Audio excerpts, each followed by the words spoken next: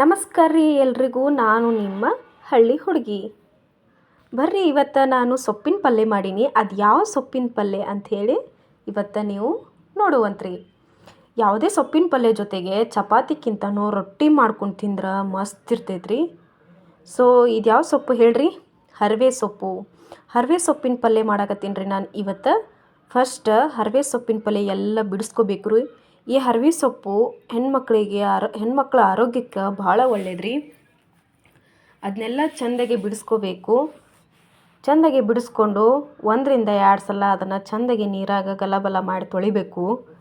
ತೊಳೆದ ಅದನ್ನು ನೀರು ಅಂದರೆ ಇಳಿಬೇಕ್ರಿ. ನೀರು ಇರಬಾರ್ದು. ಒಗ್ಗರಣೆ ಹಾಕಬೇಕಾದ್ರೆ ಅದ್ರಾಗ ನೀರು ಇರಬಾರ್ದು. ಅದ್ರ ಸಲುವಾಗಿ ಜಾಳ್ಗೆ ಥರ ಬರ್ತಾವಲ್ರಿ, ಅಂಥದ್ರಾಗ ಅದನ್ನೆಲ್ಲ ತೊಳೆದು ಇಡಾತೇನೆ ನೋಡ್ರಿ. ಇದೆಲ್ಲ ಸೊಪ್ಪಿನ ಪಲ್ಯ ಹೆಣ್ಮಕ್ಳ ಆರೋಗ್ಯಕ್ಕೆ ಭಾಳ ಒಳ್ಳೆಯದು.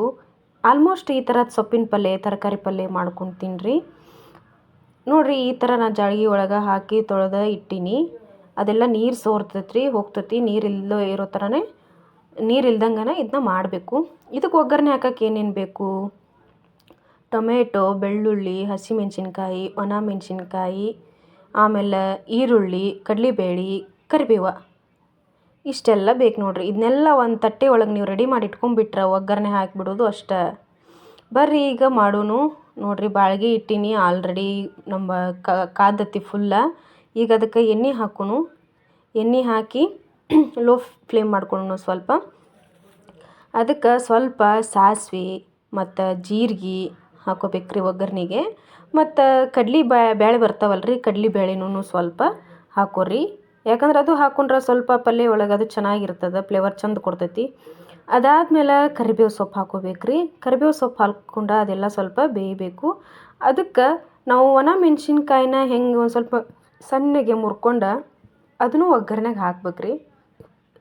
ಹಾಕಿ ಚೆಂದಾಗೆ ಕಲಿಸ್ಕೋಬೇಕು ನೋಡ್ರಿ. ಈ ಥರ ಕಲಿಸ್ಕೊಂಡ್ರೆ ಚೆನ್ನಾಗಿ ಅದೊಂದು ಸ್ವಲ್ಪ ಕಲರ್ ಒಂಚೂರು ಚೇಂಜ್ ಆಗಬೇಕು. ಸೊ ಅಲ್ಲಿವರೆಗೂ ಸ್ವಲ್ಪ ಕಾಲಿಸ್ತಿರ್ಬೇಕು. ಅದಾದಮೇಲೆ ಅದಕ್ಕೆ ಹಸಿಮೆಣ್ಸಿನ್ಕಾಯಿನ ಸಣ್ಣಗೆ ಹೆಚ್ಕೊಂಡಿದ್ದನ್ನು ಹಾಕ್ಕೊಂಡಿದ್ದೀನಿ. ಅದಾದಮೇಲೆ ಬೆಳ್ಳುಳ್ಳಿ ಹಾಕ್ಕೊಂಡು ಚೆಂದಾಗೆ ಕಲ್ಲಾಡಿಸ್ಬೇಕ್ರಿ ನೋಡ್ರಿ. ಬೆಳ್ಳುಳ್ಳಿ ಹಾಕಿದ್ರಂತೂ ಅದ್ರ ಸ್ಮೆಲ್ ಬರ್ತೈತಲ್ರಿ, ಮಸ್ತ್ ಇರ್ತೈತಿ. ಆ ಸ್ಮೆಲ್ಲಿಗೆ ಅರ್ಧ ತಪ್ಪಲು ಪಲ್ಯ ತಿನ್ನಬೇಕು ಅಂತ ಅನಿಸ್ತೈತಿ.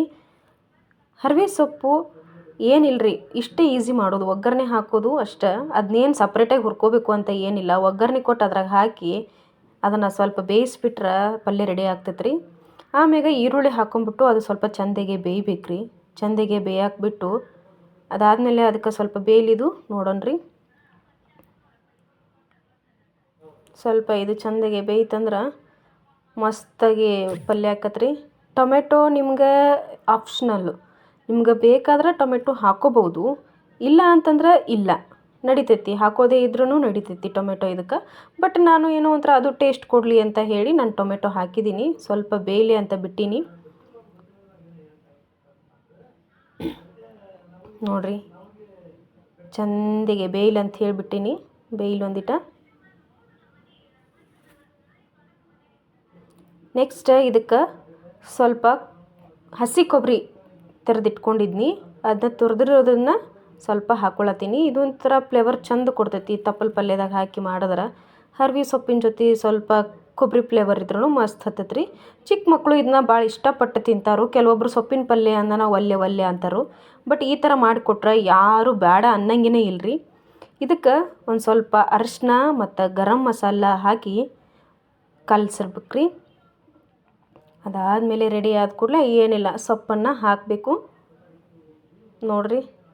ಸೊಪ್ಪು ಇದು ಸ್ವಲ್ಪ ಇಷ್ಟ ಐತ್ರಿ ನೋಡೋಕೆ. ಖರೆ ಎಲ್ಲ ಬೆಂತಂದ್ರೆ ಸ್ವಲ್ಪ ಆಕತ್ರಿ ನೋಡೋಕೆ. ಇಷ್ಟೊಂದು ಐತಪ್ಪ ಅನಿಸ್ಬೋದು. ಖರೆ ಇದನ್ನೆಲ್ಲ ಚೆಂದಾಗೆ ಕಾಲಿಸಾದ್ಮೇಲೆ ಅದು ಪೂರ ಒಂದು ಇಟ್ಟಾಕತ್ರಿ ಪಲ್ಯ ನೋಡ್ರಿ. ನೀವು ಫಸ್ಟಿಗೆ ಉಪ್ಪು ಹಾಕಬೇಡ್ರಿ, ಯಾಕಂದ್ರೆ ತಪ್ಪಲ ಜಾಸ್ತಿ ಐತಂತ ಹೇಳಿ ಫಸ್ಟಿಗೆ ನೀವು ಉಪ್ಪು ಹಾಕಿಬಿಟ್ರೆ ಹೆಚ್ಚು ಕಮ್ಮಿ ಆಕತಿ.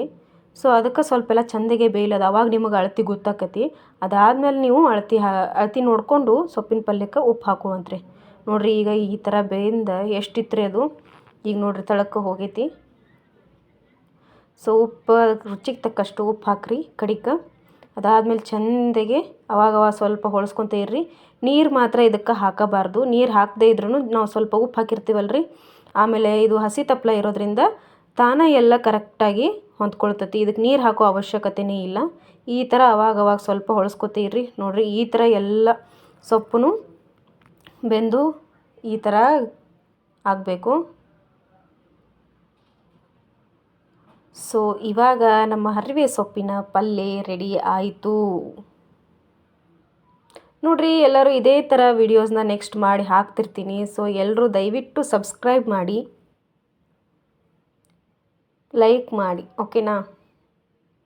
ಸೊ ನಮ್ಮ ಹರಿವೆ ಸೊಪ್ಪಿನ ಪಲ್ಯ, ಉತ್ತರ ಕರ್ನಾಟಕ ಹರಿವೆ ಸೊಪ್ಪಿನ ಪಲ್ಯ ರೆಡಿ ಆಗಿದೆ. ನೋಡಿರಿ ಯಾವ ರೀತಿ ಇದೆ. ಇದ್ರ ಜೊತೆ ಚಪಾತಿ ಎಲ್ಲ ಮಾಡ್ಕೋಬೇಡ್ರಿ. ಇದು ನೋಡಿರಿ ಶೇಂಗಾ ಚಟ್ನಿ, ಗುರೆಳ್ ಚಟ್ನಿ, ಹರಿವೆ ಸೊಪ್ಪಿನ ಪಲ್ಯ ಮತ್ತು ರೊಟ್ಟಿ ಏನು ಕಾಂಬಿನೇಷನ್ ಅಂತೀರಿ, ಮಸ್ತ್ ಇರ್ತೈತಿ. ಶೇಂಗಾ ಚಟ್ನಿ ಮತ್ತು ಗುರೆಳ್ ಚಟ್ನಿ ನಮ್ಮವ್ವ ಊರಿಂದ ಮಾಡಿಕೊಟ್ಟು ಕಳಿಸಿದ್ರಿ. ಸೊ ಅದ್ರ ಜೊತೆ ಹಚ್ಕೊಂಡು ತಿಂದ್ರೆ ಆಹಾ ಅಮೃತ, ಸಖತ್ತಾಗಿತ್ತು ರೀ. ಸೊ ನೀವು ಒಂದ್ಸಲ ಮನ್ಯಾಗ ಟ್ರೈ ಮಾಡಿ ನೋಡಿರಿ. ನೆಕ್ಸ್ಟ್ ವಿಡಿಯೋ ಮತ್ತೆ ಮಾಡಿ ಹಾಕ್ತೀನಿ. ಸೊ ಅದಕ್ಕೋಸ್ಕರ ಪ್ಲೀಸ್ ಅಲ್ಲಿವರೆಗೂ ಸಬ್ಸ್ಕ್ರೈಬ್ ಮಾಡಿರಿ, ಸಪೋರ್ಟ್ ಮಾಡಿರಿ. ಓಕೆ, ಬಾಯ್.